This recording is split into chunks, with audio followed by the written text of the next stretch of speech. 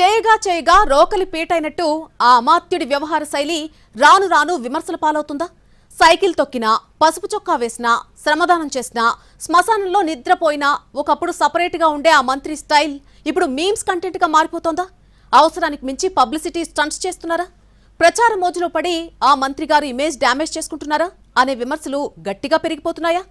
మంత్రి నిమ్మల రామానాయుడు ఈ పేరు వింటే సైకిల్ తొక్కే పసుపు చొక్కానే చాలా మందికి గుర్తొస్తుంది.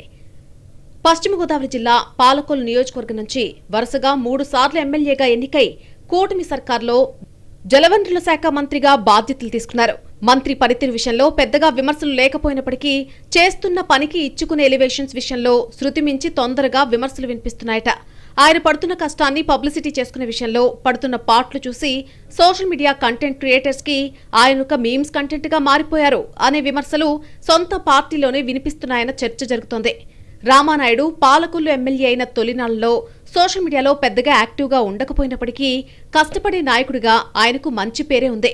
ఆయన ప్రాతినిధ్యం వహించే నియోజకవర్గంలో వానొచ్చినా, వరదొచ్చినా, పంట నష్టపోయినా, ఇల్లు కూలినా, పేపర్ బాయ్గా మారినా తన రూటే సెపరేట్లా ఆయన తీరుండేది. చివరికి కరోనా సమయంలో జనానికి దగ్గరగా ఉండే విషయంలోనూ రాజీ పడలేదు. ఆ కష్టమే ఆయన 3 సార్లు ఎమ్మెల్యే కావడానికి ఉపయోగపడింది అనడానికి సందేహం అక్కర్లేదనే వాళ్లంతా ఇటీవల జరుగుతున్న పబ్లిసిటీ స్టంట్ చూసి నోరెళ్ల పెడుతున్నారట. దీనికి ప్రధాన కారణం ఇటీవల విజయవాడ నుంచి అమరావతి వరకు సైకిల్ తొక్కుకుంటూ వెళ్లిన మంత్రి సోషల్ మీడియా కంటెంట్ క్రియేటర్స్ కు ఐటెంగా మారిపోయారని విమర్శలు వినిపిస్తున్నాయి.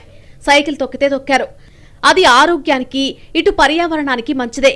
కానీ సైకిల్ తొక్కుతున్నప్పుడు సినిమాటిక్ గా షూట్ చేయడానికి కష్టపడే వాళ్ల పరిస్థితి ఏంటి అంటూ సెటైర్లు వేస్తున్నారట నెటిజన్లు. దీంతో మంత్రి గారు పడిన కష్టం కంటే ఆయనపై పడిన సెటైర్లే ఎక్కువగా ఉంటున్నాయట.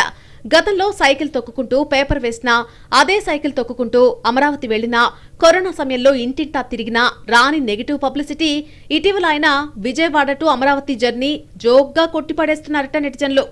విజయవాడ వరదలకు కారణమైన బుడమేరు గండ్లు పూడ్చే విషయంలో పగలు రాత్రి అక్కడే గడుపుతూ సమస్యను పరిష్కరించే వరకు పాటుపడిన మంత్రిపై అదే స్థాయిలో విమర్శలు చేస్తూ వచ్చారు ప్రతిపక్ష నేతలు.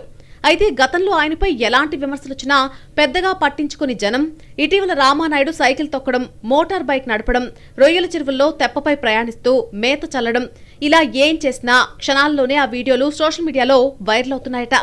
మంత్రి నిమ్మల రామానాయుడు క్షేత్రస్థాయిలో కష్టపడే నాయకుడిగా పేరు తెచ్చుకోవడానికి ప్రయత్నిస్తున్నప్పటికీ ఆ పనుల ప్రచార శైలి సినిమాటిక్ మేకింగ్, డ్రోన్ వీడియోస్, నిద్రపోతున్న ఫోటోలు, మితిమీరిన పబ్లిసిటీలా కనిపిస్తున్నాయి అనే ప్రధాన విమర్శగా మారిపోయాట. ప్రచారం ఎలా ఉన్నా ఆయన క్షేత్రస్థాయిలో ఉండి పనులు పూర్తి చేస్తారు అన్నటువంటి అనుకూల కోణం పక్కదారి పట్టకుండా ఉంటే చాలు అంటున్నారట ఆయన అభిమానులు. మరి ఈ విషయంలో మంత్రి నిమ్మల అలాగే ముందుకు కొనసాగుతారా, లేక పబ్లిసిటీ డోస్ మరింత పెంచుతారో చూడాలి.